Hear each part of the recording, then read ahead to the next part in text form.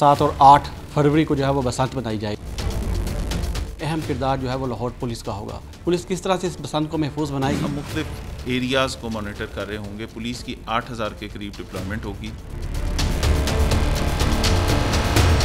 Bike की बजाय दीगर ट्रांसपोर्ट इस्तेमाल करें, उसके लिए गवर्नमेंट ने ट्रांसपोर्ट फ्री कर दी। अब से लेके 6 तक पतंगबाजी उसी तरह बैंड है जिस तरह पहले थी, और अब सजाएं भी इन्हांस्ड हैं। 18 साल से कम उम्र जो नौजवान हैं या बच्चे हैं वो पतंगबाजी नहीं कर सकते, तो इसको किस तरह से यकीनी बनाया जाए? छतें रेंट आउट भी की जाती हैं, और जहाँ फेस्टिविटी पूरी पीक पे होती है तो उस हिसाब से वहाँ डिप्लॉयमेंट होगी। जी, लाहौर में बसंत मनाने की इजाज़त जो है वो मिल गई। 6, 7 और 8 फरवरी को जो है वो बसंत मनाई जाएगी। बसंत मनाने के लिए, महफूज बसंत मनाने के लिए जहाँ बहुत से इदारे अपनी जो है वो खिदमात सर अंजाम देंगे, वहीं सबसे अहम किरदार जो है वो लाहौर पुलिस का होगा। पुलिस किस तरह से इस बसंत को महफूज बनाएगी और क्या क्या जो किरदार है वो पुलिस अदा करेगी, इस हवाले से बात करने के लिए DIG ऑपरेशंस फैसल कामरान हमारे साथ मौजूद हैं, इनसे बात करेंगे। सर, सबसे पहले ये बताइएगा कि बसंत 6, 7 और 8 डेट को जो मनाई जा रही है, इसके अलावा बसंत या अंगूठी उड़ाने में पाबंदी होगी, और पुलिस का किरदार इसमें क्या होगा? 6, 7, 8 फरवरी गवर्नमेंट ने नोटिफाई कर दी। 3 दिन जो लाहौर शहर के अंदर, पूरे लाहौर शहर में, नॉट जस्ट वॉल्ड सिटी, पूरे लाहौर शहर में शहरी बसंत मना सकते हैं। उस फेस्टिवल को एंजॉय कर सकते हैं। मुख्तलिफ इवेंट्स होंगे, पार्क्स में होंगे, छतों पे होंगे, वॉल्ड सिटी के अंदर होंगे, वॉल्ड सिटी के बाहर होंगे। इन सारी जगहों पे बसंत मनाने की बिल्कुल परमिशन होगी। काइट फ्लाइंग हो सकती है, परमिसिबल होगी काइट फ्लाइंग। साथ साथ उसके कुछ रेगुलेशंस हैं। चरखी बिल्कुल बैंड है, क्योंकि धाती डोर आम तौर पे चरखी के ऊपर इस्तेमाल की जाती है, वो पिन्ने के ऊपर लपेटी नहीं जा सकती, तो इसलिए चरखी बैंड आइटम है।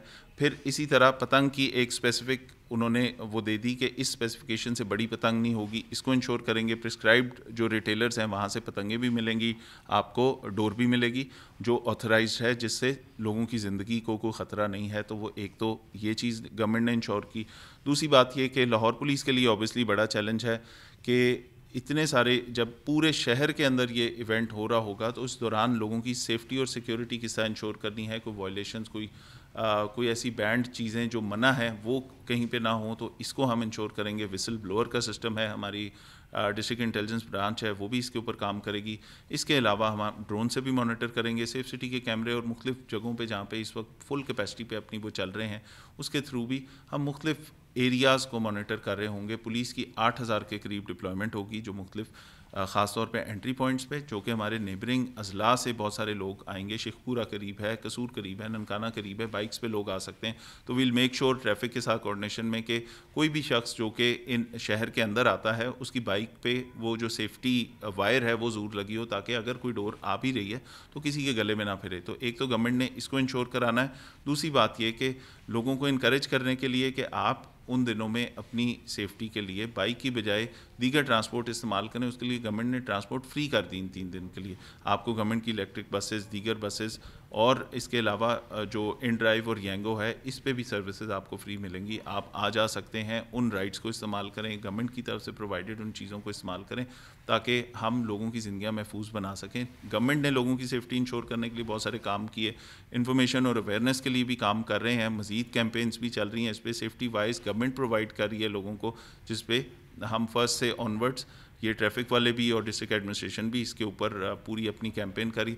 फिर शहर में आने वाले रस्तों के ऊपर और शहर के अंदर टोटल 100 ऐसे रोड सेफ्टी कैंप्स लगे होंगे, जहाँ से आपको ये वायर्स मिल सकती हैं, और वो आपके बाइक्स पे लगा के आपको आने देंगे, ताकि आपकी कोई हम रिस्क ना लें इसके अंदर। फिर इसके अलावा इसमें एक चैलेंज ये है कि बहुत सारी वो चीज़ें, जैसे कहीं पे चरखी इस्तेमाल ना हो रही हो, ये पुलिस का काम है चेक करना। इसके अलावा वो अपनी स्पेसिफाइड लेंथ और उससे बड़ी ना हो पतंग, ये हमारा काम है। फिर कोई वायलेशन ना हो, कहीं पे लिकर या कहीं पे साउंड सिस्टम की ऐसी वायलेशन ना हो जो न्यूसेंस बने लोगों के लिए, तो इन सारी चीज़ों के ऊपर भी क्रैकडाउन होगा।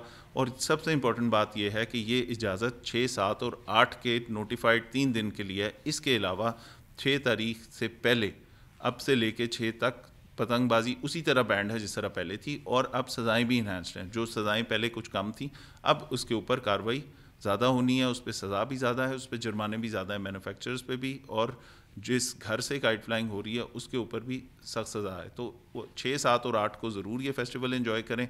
उससे पहले रिस्पॉन्सिबल शहरी होने का सबूत दें, گورنمنٹ کے ساتھ تعاون کریں. گورنمنٹ نے بہت 20 سال بعد یہ ایونٹ دوبارہ ہونے جا رہا ہے اور یہ بڑا ہسٹورک ایک لاہور کا اور پنجاب کا ایک خاص ایونٹ تھا, کلچرل سا ایونٹ تھا, تو اس کو ریوائیو کر رہے ہیں.